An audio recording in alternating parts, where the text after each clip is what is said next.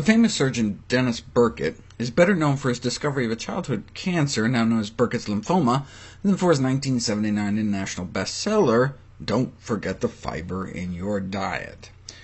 Anyone asked to list the 20 or more most important advances in health made in the last few decades would be likely to include none of what Dr. Burkitt considered to be among the most significant. What was the number one most important advance in health, according to one of the most famous medical figures of the 20th century? The fact that many of the major and commonest diseases in modern Western cultures are universally rare in third world communities, were uncommon even in the United States until after World War I, yet are now common in anyone following the Western lifestyle. So it's not genetic, they're lifestyle diseases, which means they must be potentially preventable. Those eating the standard American diet have high rates of all of these diseases. Here are two examples. Similar rates of disease in the U.S. to the ruling white class in apartheid Africa, whereas the rates in the Bantu population were very low. These native Africans ate the same kind of three sisters diet of many Native Americans, a plant-based diet centered around corn, beans, and squash. In fact, it was reported that cancer was so seldom seen in Native Americans a century ago that they were considered practically immune to cancer.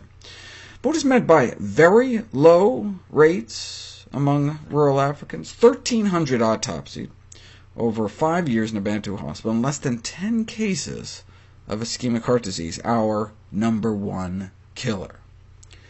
The rates of heart and intestinal disease are similar to poor Indians, whereas wealthier Indians who ate more animal refined foods were closer to those in Japan until they moved to the U.S. and started living like us. And you can do similar charts for all the other so-called Western diseases, which Burkitt thought related to the major dietary changes that followed the Industrial Revolution, a reduction in healthy plant foods, the sources of starch and fiber, and a great increase in the consumption of animal fats, salt, and sugar. His theory was that it was the fiber. None of these diseases, including our number one killer, are common in communities where large, soft stools are customarily passed. His thought was that all these major diseases may be caused by a diet deficient in whole plant foods, the only natural source of fiber. Fiber, in a survey of 2,000 Americans, over 95% of graduate school-educated participants and healthcare providers weren't even aware of the daily recommended fiber intake. Doctors just don't know. If a floor is flooded as a result of a dripping tap, it is of little use to mop up the floor unless the tap is turned off. The water from the tap represents the cost of disease. The flooded floor to the diseases filling our hospital beds. Medical students learn far more about the methods of floor mopping than about turning off taps. And doctors who are specialists in mops and brushes can earn infinitely more than those dedicated to shutting off taps.